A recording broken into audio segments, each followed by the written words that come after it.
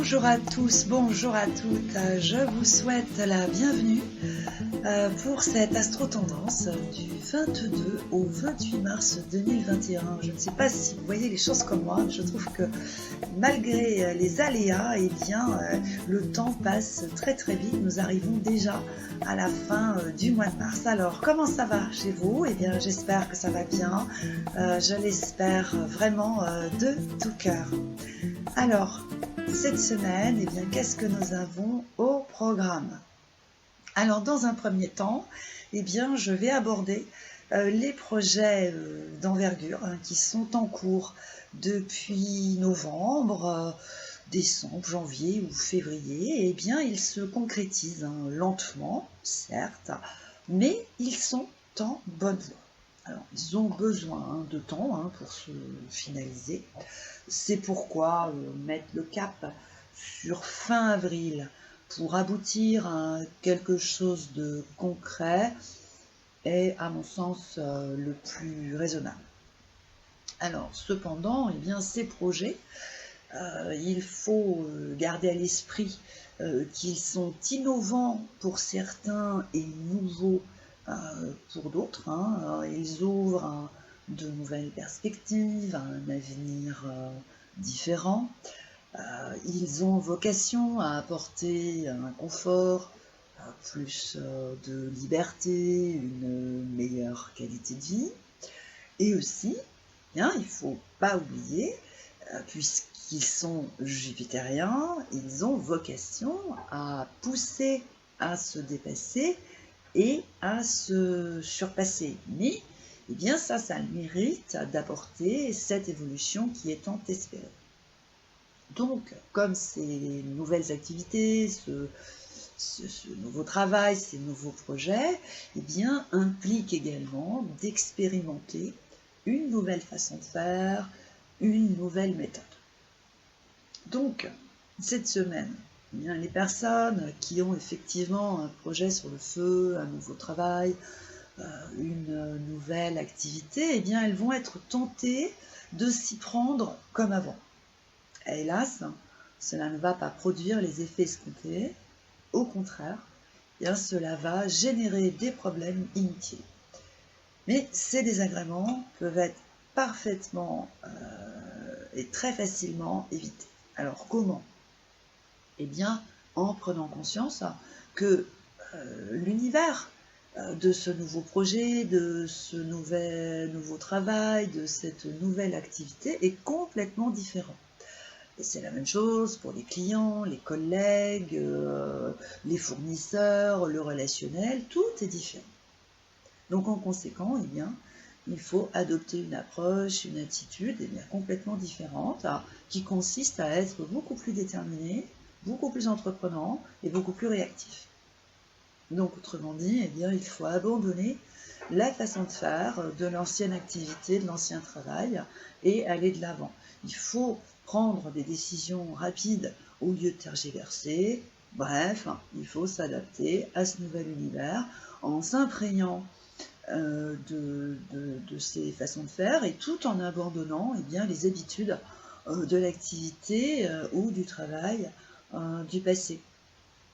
Et dans cet état d'esprit, les problèmes qui sont susceptibles de surgir cette semaine, ils vont être réglés rapidement et avec une belle efficacité. Car sur le fond, pour mener ces projets d'envergure ou ce nouveau travail, cette nouvelle activité qui est en cours depuis ces derniers mois, il faut effectivement être efficace, déterminé et ne surtout pas s'attarder sur des questions existentielles. Il faut être dans l'action et c'est de cette façon que les obstacles vont être surmontés. Alors, si vous avez un projet d'envergure, un nouveau travail, une nouvelle activité depuis novembre ou décembre ou janvier ou peut-être même février, là, cette semaine, profitez-en pour vous adapter à ce nouvel univers. Ne vous appesantissez pas sur des problèmes, agissez.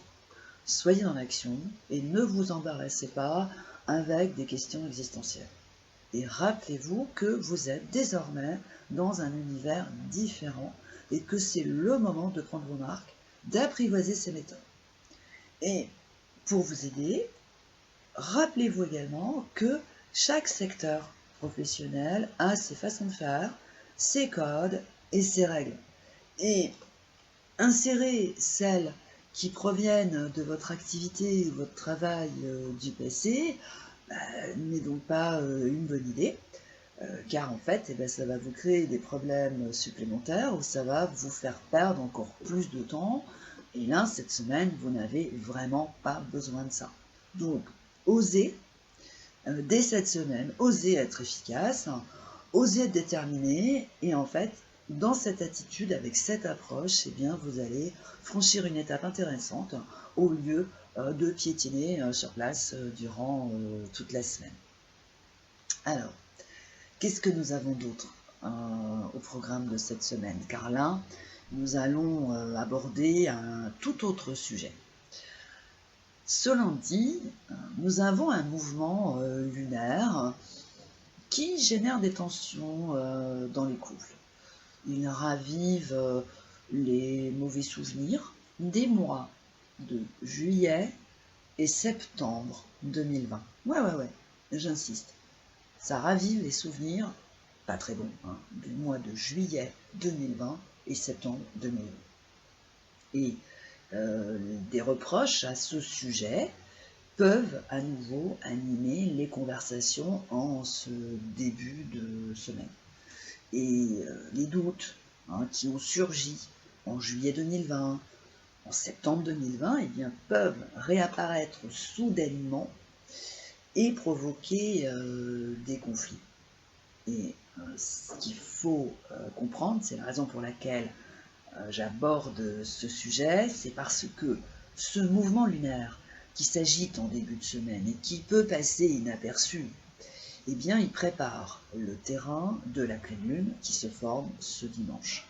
Et cette pleine lune, comme son nom l'indique, c'est l'opposition entre la lune qui va être en balance et le soleil en bélier. Et comme chaque opposition, et contrairement à ce que certains pensent, une opposition provoque systématiquement une baisse soudaine et fulgurante de vitalité, et de par ce fait, les émotions remontent rapidement à la surface et ce sont elles qui prennent les commandes. Et c'est là que les ennuis commencent. Donc du coup, ces mouvements lunaires, c'est-à-dire celui qui s'agite en début de semaine et qui ravive les mauvais souvenirs du mois de juillet 2020 et du mois de septembre 2020, et qui prépare le terrain avec cette pleine lune qui se forme ce dimanche, ça cible principalement les personnes qui s'investissent beaucoup dans leur couple. Et ce sont ces personnes qui peuvent être envahies par un découragement fulgurant et aussi, dans le même temps, avoir de sérieux doutes concernant l'avenir de leur relation. Et cet état d'être peut entraîner des conflits qui vont déboucher sur des ruptures qui seront bien évidemment regrettées une fois que ce mouvement lunaire sera passé. Car, j'insiste là-dessus, mais une pleine lune n'a jamais d'effet bénéfique. Une pleine lune, c'est une opposition en astrologie. Et une opposition, ça déclenche systématiquement une rupture, une fracture, un craquement. Et après, bien évidemment, avec tout le découragement, les peines et les chagrins que cela implique, puisque là, encore une fois, nous sommes sur de la balance et du bélier. Donc ça envoie, c'est quand même un peu sec, un peu sévère, tout en sachant que, encore une fois, en ce début de semaine, le terrain est préparé, ça commence un peu à s'amorcer, ça commence un petit peu à s'agacer, un peu à s'énerver. Donc, tout cela, bien évidemment, puisque ce sont que des mouvements lunaires, cela peut être parfaitement évité. Donc là, c'est le but de ma démarche, puisqu'encore une fois, l'astrologie ne pratique pas forcément le fatalisme, on est quand même là aussi pour éviter les désagréments, surtout ceux qui sont parfaitement à éviter, dont on n'a pas vraiment besoin. Donc, comment peut-on éviter tous ces désagréments en ce début de semaine qui peuvent finir en séisme le week-end prochain. Alors, eh bien déjà, en prenant du recul avant de passer à l'assaut et en faisant bien sûr en sorte de ne pas être gouverné par les émotions, parce qu'être gouverné par les émotions, il n'y a pas pire. Donc, car au-delà du fait que ces mouvements lunaires déclenchent des secousses et peut-être même un séisme dans les couples, il faut comprendre l'origine du problème.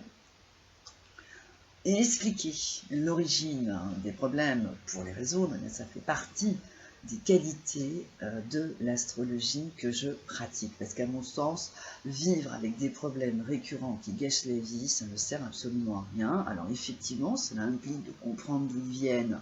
Et une fois qu'on a compris, effectivement, on peut régler le problème beaucoup plus facilement. Donc, ces conflits qui sont susceptibles de surgir cette semaine avec ces mouvements lunaires qui sont en dissonance, eh bien, ils trouvent leur origine dans une dépendance au couple. Alors, je sais que c'est un sujet qui fâche, je sais que c'est un sujet qui agace, mais je l'ai déjà abordé plusieurs fois, mais cette dépendance qui est évoquée cette semaine, eh bien, est la cause première des déboires conjugaux, des doutes, des crises et de ces ruptures non souhaitées qui s'enchaînent à répétition et qui du coup font que, eh bien, ces relations n'avancent pas d'un millimètre. Elles font du surplace. Donc, il y a cette contradiction puisque effectivement, là, en ce début de semaine et avec cette pleine lune, eh bien, si il y a ces tensions, ces conflits, ces mauvais souvenirs qui sont ravivés, c'est parce qu'en fait, ces relations, elles n'évoluent pas. Donc, effectivement, on peut dire que ces crises sont légitimes. C'est exact. Mais ce n'est pas en montant à l'assaut avec un arsenal de doléances que les choses vont évoluer, puisque ça va produire tous les effets contraires. Donc, pour éviter tous ces désagréments, eh bien, le meilleur remède est effectivement d'apaiser cette dépendance et bien évidemment, dans le même temps, d'apprivoiser les vertus de l'indépendance. Alors, pourquoi je vous parle de ça? Pourquoi je vous dis qu'il faut apaiser la dépendance et apprivoiser les vertus de l'indépendance? Eh bien, parce qu'en 2021, cette année, l'indépendance est une source de réussite, de succès et bien sûr d'évolution. Car sur le fond, si ces mouvements lunaires déclenchent encore des conflits et des séismes, c'est parce qu'il y a encore une évolution, comme je vous le disais il y a quelques instants, qui est réclamée mais qui ne se produit pas. C'est qu'elle est reportée à plus tard. Donc, si ce progrès ne s'est toujours pas produit, c'est parce qu'il y a effectivement trop d'attentes, trop de pression, trop de contraintes et trop d'obligations. Donc, pour que cette évolution se concrétise, il va être beaucoup plus judicieux de retirer des obligations et de ne plus mettre autant de pression. Il faut laisser l'autre vivre sa vie sans lui demander des comptes. Alors sur le coup, effectivement, cela peut sembler impossible à faire, mais c'est parfaitement faisable en prenant le parti de la confiance. Alors ça, c'est un autre sujet qui fait également partie des composantes de l'année 2021, c'est la confiance. Faire confiance est le meilleur moyen qui va faire évoluer les relations qui piétinent depuis le début ou depuis plusieurs mois. Parce qu'avoir confiance en ce qui va se passer peut sembler impossible à faire, mais sur le fond, c'est indispensable. Alors, pour réussir ce petit prodige, eh bien, il faut oser prendre ce risque. Alors, le risque est également un autre élément qui a beaucoup de qualité en 2021, parce que aussi, savoir prendre un risque, ça fait grandement avancer les choses. Donc il faut accepter que le risque fait partie de la vie et donc il faut l'apprivoiser. Alors, il faut accepter que la vie n'est pas un long fleuve tranquille et que la certitude absolue n'existe pas. Et en prenant le risque de faire confiance et en prenant conscience que la certitude absolue n'existe pas, eh bien les relations amoureuses, les couples ne vont plus être bousculés par ces mouvements lunaires. Et en prime, eh bien l'évolution tant espérée va s'amorcer doucement, certes, mais sûrement.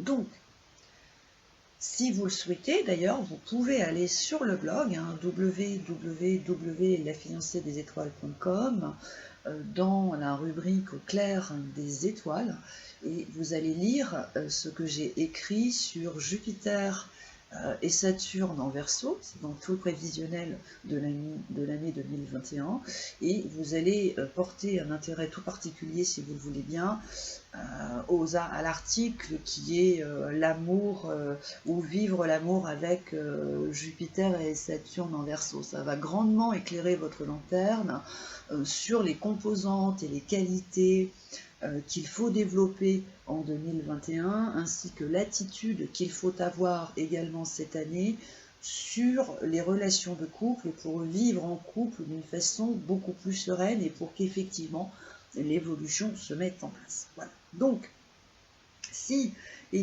cette semaine, vous constatez que votre relation n'a toujours pas évolué et qu'elle fait du surplace depuis le début ou depuis des mois, avant de monter au créneau avec un arsenal de doléances, prenez un peu de recul. Apprenez à être un peu plus indépendant, lissez certaines contraintes, essayez de faire confiance. Et aussi accepter que la certitude absolue que tout va parfaitement bien se passer sans l'ombre d'un nuage durant toute la vie n'existe pas.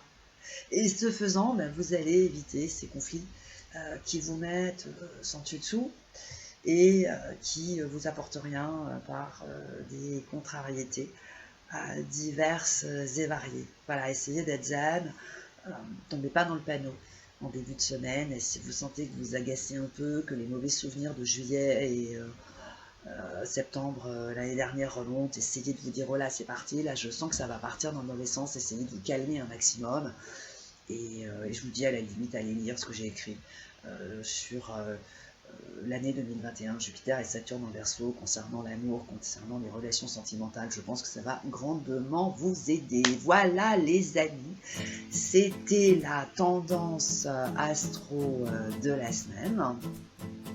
Si vous le souhaitez, vous pouvez me retrouver, ainsi que Rosie Fleury, Bérénice, Zélie, Anne-Louise, Isabelle et tous les autres membres de l'équipe de Diane Voyance au 08 90 37 04 70 pour le Dietel, au 01 84 07 04 48 pour la CB. Et bien sûr, vous pouvez retrouver cette astro-tendance ainsi que d'autres articles sur mon blog, www.lafiancéedesétoiles.com. Je vous souhaite une très très agréable semaine. C'est avec joie que je vous retrouve la semaine prochaine pour une nouvelle chronique astro. Et si ce n'est pas déjà fait, abonnez-vous à la chaîne, likez et partagez nos vidéos car ça nous apporte un grand soutien. Ciao, bye bye.